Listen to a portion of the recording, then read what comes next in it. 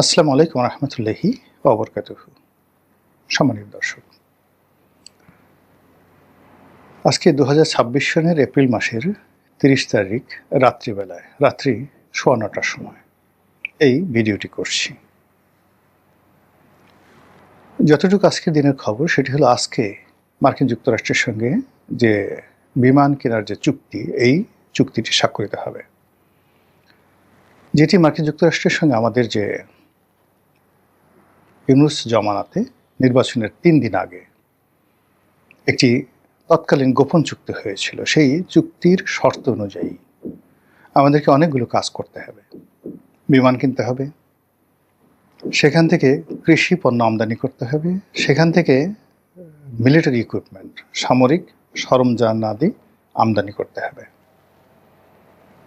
তাদের কথা মতো আমাদেরকে অনেক কিছু করতে হবে, তাদের হুকুমের বাইরে আমাদের যাওয়া যাবে না। সেই শর্তেরই যে এক্সটেনশন, যে ভার্সনগুলো আগামীতে কি হবে না হবে সেটা পরের ব্যাপার, কিন্তু এই প্রথম আমেরিকার যে চুক্তি, সেই চুক্তির একটা বিরাট অংশ, যার মাধ্যমে প্রায় 40,000 কোটি টাকা, আপাতত যেটার মূল্য 36 বা 37,000 কোটি টাকা, যেটা আগামীতে 40,000 কোটি টাকা হয়ে যাবে, এই চুক্তিটি স্বাক্ষর হলো। পত্রপত্রিকা, এখন যেহেতু আমি ভিডিওটি করছি, সেটা স্বাক্ষর হলো বা এর দলিল বা কাগজপত্র এখন আমার হাতে আসেনি, ধরে নিলাম যে স্বাক্ষর হয়েছে। বাংলাদেশের পত্রপত্রিকাগুলো এখানে তেমন কোনো গুরুত্বপূর্ণ ভূমিকা পালন করেনি, তারা শুধুমাত্র এই খবরটা দিয়েছে যে আজকে এই চুক্তি স্বাক্ষর হবে। কিন্তু এই চুক্তির মন্দ দিক কী, খারাপ দিক কী, এবং চুক্তির ব্যাপারে জনমত গঠন করা, সরকারকে সাজেশন দেওয়া, সরকারের বিরোধিতা করা, এই কাজগুলো আমাদের দেশের গণমাধ্যম করেনি। তারা কয়েকটা রিপোর্ট করেছে, কয়েকটি গণমাধ্যম, যে আমাদের দেশে এখন যে গণমাধ্যমের স্বাধীনতা, এই স্বাধীনতা সর্বকালের সর্বনিম্ন পর্যায়ে পৌঁছে গেছে। এই কথা বলে তারা কুল্লু খালাস, আর কোনো রিপোর্ট করেনি। অন্যদিকে সরকার এই যে বিমান কিনলো, 15টা না 16টা বিমান কিনলো, এখন এই বিমানগুলো হয়তো আরও 5 বছর 7 বছর মধ্যে ধীরে ধীরে আসবে, টাকাও 10 বছর বসে বসে দিতে হবে। আর এই বিমানগুলো আসার পর আমরা যে রুট তৈরি করব, চালু করব, সেই সক্ষমতা আমাদের এখনও গড়ে ওঠেনি। আগের বিমানগুলি বসে আছে। অভ্যন্তরীণ রুটে আমরা এখন বিমানের যে সকল এয়ারক্রাফট রয়েছে সেগুলোকে লাভজনক করতে পারিনি, এবং আমাদের এভিয়েশন ব্যবসাটা এখন পর্যন্ত দাঁড়াতে পারেনি। প্রথম শুরু করেছিল জিএমজি এয়ারলাইন্স, শেষ। এই জিএমজি এয়ারলাইন্সকে কিনে নিল বেক্সিমকো, এবং এটাকে ব্যবহার করে কয়েক হাজার কোটি টাকা ব্যাংক থেকে বের করে ব্যাংকেও ডুবালো, জিএমজিকে ডুবালো। এরপরে আসলো নভো এয়ার, কয়েকদিন খুব ভালো ব্যবসা বাণিজ্য করলো। এখন নভো এয়ার কোন পর্যায়ে আসে জানি না, মধ্যে দেউলিয়া হয়ে গিয়েছিল। এরপরে আসলো রিজেন্ট এয়ার। প্রথমে রিজেন্ট এয়ার অনেক আগে চালু হয়েছিল, তার একবার দেউলিয়া হলো, আবার নতুন করে শুরু করলো। তারপরে এখন সেই পুরনো সেই এয়ারক্রাফটগুলো দিয়ে কোনো মতে টানাটানি করে চলছে। এরপরে এলো ইউএস বাংলা।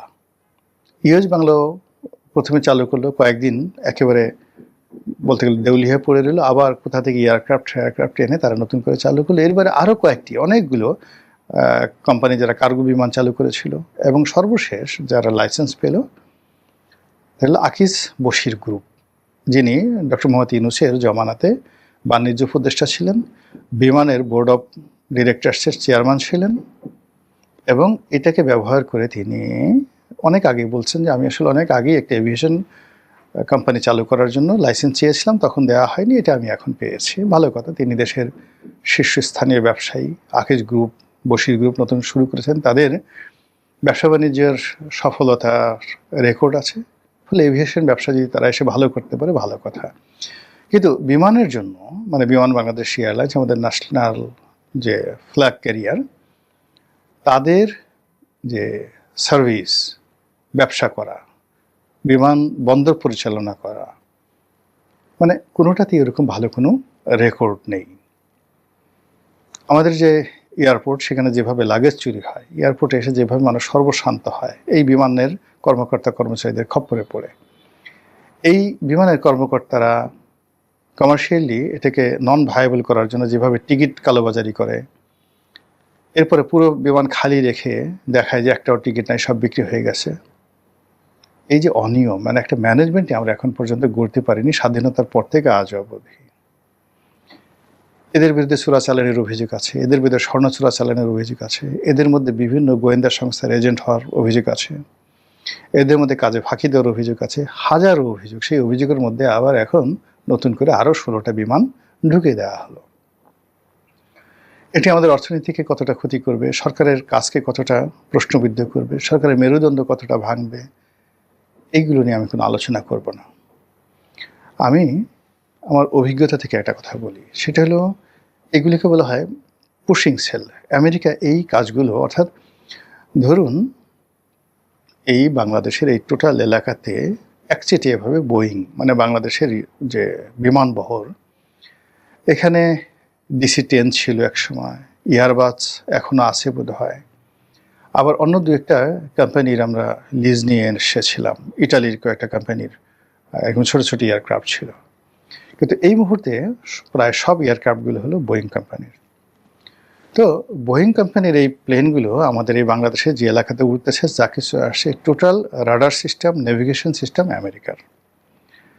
ফলে এই রাডার সিস্টেম দিয়ে, নেভিগেশন সিস্টেম দিয়ে তারা বাংলাদেশ, ভারত, পাকিস্তানের টোটাল রুটের নিখুঁত মানচিত্র, এই যে তাদের যে বোয়িংয়ের হেড অফিস, সেখানে বসে তারা দেখতে পারে, এবং তাদের সঙ্গে পেন্টাগনের যে রিলেশনশিপ আছে, ফলে বাংলাদেশের যে কোনো চিত্র, যে কোনো ঘটনা তারা এই বোয়িংয়ের মাধ্যমে রাখতে পারে।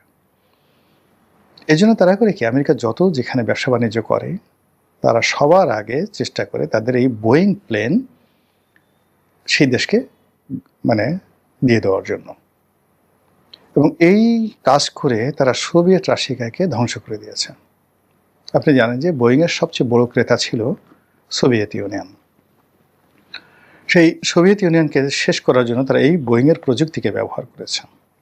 সেই প্রযুক্তিকে ব্যবহার করে আবার এখন এই পুতিনের সাথে তাদের সম্পর্ক খারাপ, পুরো বোয়িংটাকে তারা বসিয়ে দিয়েছে। আপনি চিন্তা করেন যে আমাদের যে এখানে কেউ যদি মার্সিডিস S ক্লাসের কেউ কোনো গাড়ি ব্যবহার করেন, BMW 7 সিরিজের কোনো গাড়ি ব্যবহার করেন, বা অডির A8 L প্যাকেজের কোনো গাড়ি ব্যবহার করেন, রোলস রয়েসের কোনো গাড়ি ব্যবহার করেন, মানে ওদের প্রযুক্তি দিয়ে জার্মানি থেকে বা ইংল্যান্ড থেকে, লন্ডন থেকে ওই গাড়িগুলো ঢাকার রাস্তায় তারা বন্ধ করে দিতে পারে। এবং আপনি এই প্রযুক্তি দিয়ে ওই গাড়িটি কী হলো, ওদের সাথে যোগাযোগ করে আপনি রাস্তার মধ্যে এটা মেরামত করে ফেলতে পারেন 90% ক্ষেত্রে, যদি একেবারে যন্ত্রটা নষ্ট না হয়ে যায়। এই হলো সফটওয়্যারটা। সেক্ষেত্রে বোয়িং কি পারে, আপনি এই সোজা একটা জিনিস, যদি একটা গাড়ির ক্ষেত্রে এটা হয়, তারা স্যাটেলাইট দিয়ে প্রত্যেকটা গাড়ির সফটওয়্যার আপডেট করে দিচ্ছে, জাস্ট মোবাইলের মতো। ঠিক সেইভাবে বোয়িং কোম্পানি তার ওই যে প্লেনের সাথে তার একটা রাডার আছে, প্লেনের সাথে তার একটা ঘটনা আছে, এই কাজ দিয়ে তারা এই পুরো বাংলাদেশটাকে নখদর্পণে নিয়ে নিতে পারে। এবং এই কাজটি করার জন্য তারা সবার আগে চেষ্টা করে, এবং সেই চেষ্টায় তারা সফল হয়েছে। This is one. Second thing হলো যে 11-11 সময় এরকমভাবে তারা জোর করে বাংলাদেশের একটা অভ্যুত্থান ঘটিয়েছিল, সামরিক অভ্যুত্থান আমেরিকা ঘটিয়েছিল ভারতের মাধ্যমে। এই বিএনপি সরকারকে তারা ক্ষমতাচ্যুত করেছিল, এবং মঈনুদ্দিন ফখরুদ্দিনকে তারা ক্ষমতা এনেছিল। এবং যেই মুহূর্তে এই বোয়িংয়ের চুক্তিটা হয়ে গেল, চুক্তি শেষ, এবং এই চুক্তি করার জন্য তারা আলাদা একজন উপদেষ্টা নিয়োগ দিয়েছিল 3টি মন্ত্রণালয়ের। এবং সৌভাগ্যক্রমে সেই ভদ্রলোক আমার সিনিয়র, কিন্তু আমরা খুব ঘনিষ্ঠ বন্ধু ছিল। আমার সিঙ্গার বাংলাদেশের চেয়ারম্যান এবং ম্যানেজিং ডিরেক্টর মরহুম মাহবুব জামিল, অসাধারণ একজন ভালো মানুষ, কিন্তু আমেরিকান লবির মানুষ। শুধুমাত্র এই চুক্তিটি করার জন্য তাকে বিশেষ ক্ষমতা দিয়ে, এবং তিনি উপদেষ্টা ছিলেন না, বিশেষ সহকারী ছিলেন, কিন্তু বাণিজ্য মন্ত্রণালয়, শিল্প মন্ত্রণালয় এবং বিমান, এই যে পর্যটন মন্ত্রণালয়, এই মন্ত্রণালয়গুলো তার আন্ডারে ছিল। 3 থেকে 4টি মিনিস্ট্রিতে অত্যন্ত এফেক্টিভ মানুষ ছিলেন, এবং তাকে রিক্রুট করা হয়েছে কেবলমাত্র এই চুক্তিটা স্বাক্ষরের জন্য।